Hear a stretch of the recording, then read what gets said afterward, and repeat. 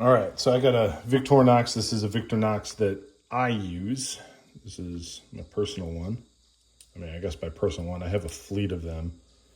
It's kind of weird that I go through and take one and sharpen it when I probably have about 20 of them that I could grab at any given time out of inventory, but this one has not been quite up to snuff for me. Let's move this back a bit.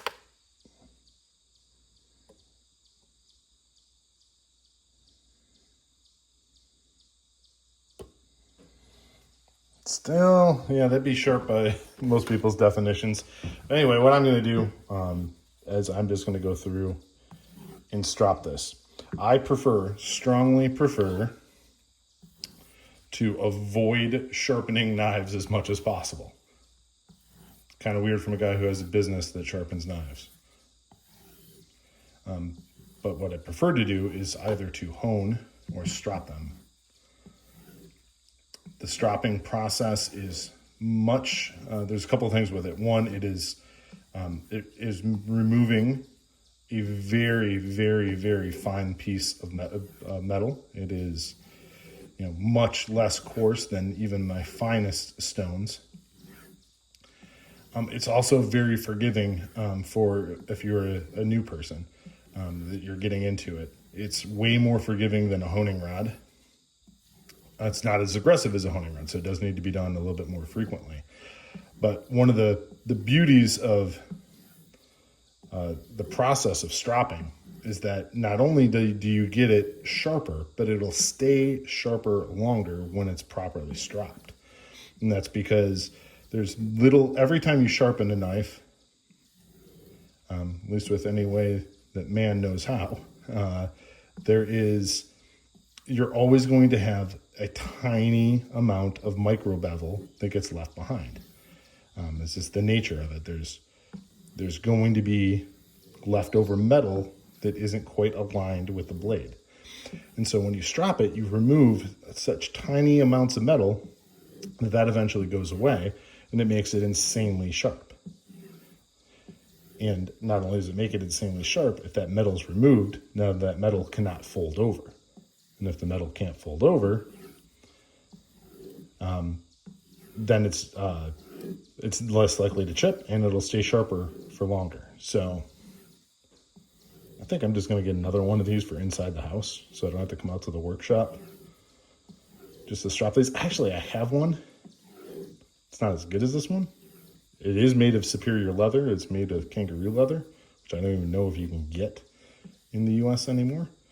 But it's very narrow. It's not as bulky as this. Whereas this is, I kind of like the padding that gives on there. It makes it a little bit more forgiving. Yeah, it's pretty freaking sharp. Let's give it a full piece of U-line here.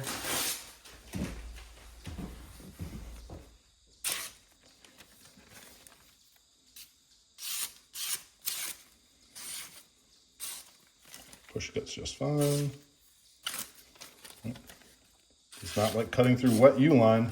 Story of the summer, if you've watched any of my other videos. When it's humid out, that U-line paper soaks up all the humidity in the atmosphere. And makes it really tough to cut. All right, and now my hands are wet, so now getting this line on here is pretty difficult as well. All right, so back on.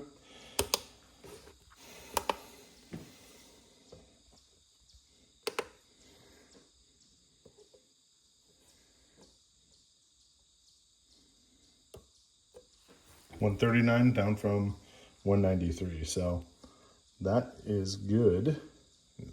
I would also like to when you strop the edge, you're putting a little bit of polish on there, and you can go more fine. Heck, let's just do that real quick.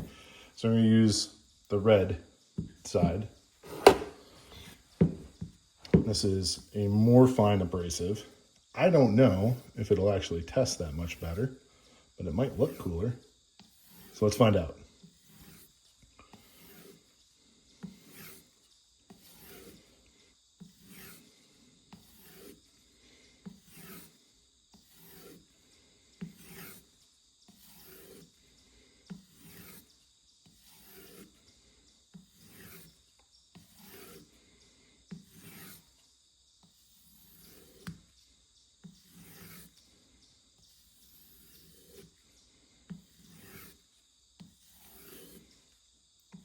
getting even shinier. Lost track of the number of passes I was doing. Yeah, but even more polished now. Let's just see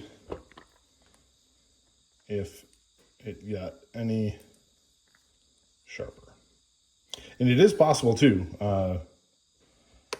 Stropping does require a certain amount of skill, and you are capable of making errors with it.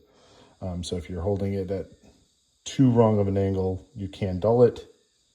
It's actually mentioned in Sun Tzu's Art of War, I believe. So 140 from 139. So no discernible impact on the sharpness, but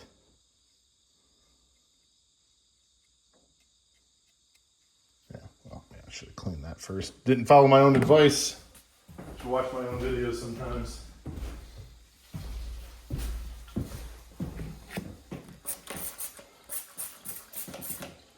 Life has been busy, so the shop is kind of in disarray right now.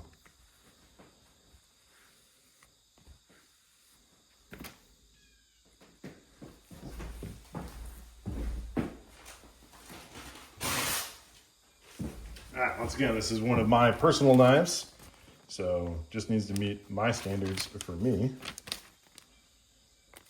So can it slice?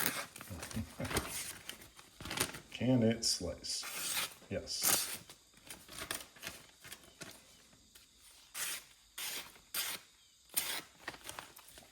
Can it push cut? Which will be rather hard to do with how humid it is. It can push cut. That did not show up on camera very well. Push cut.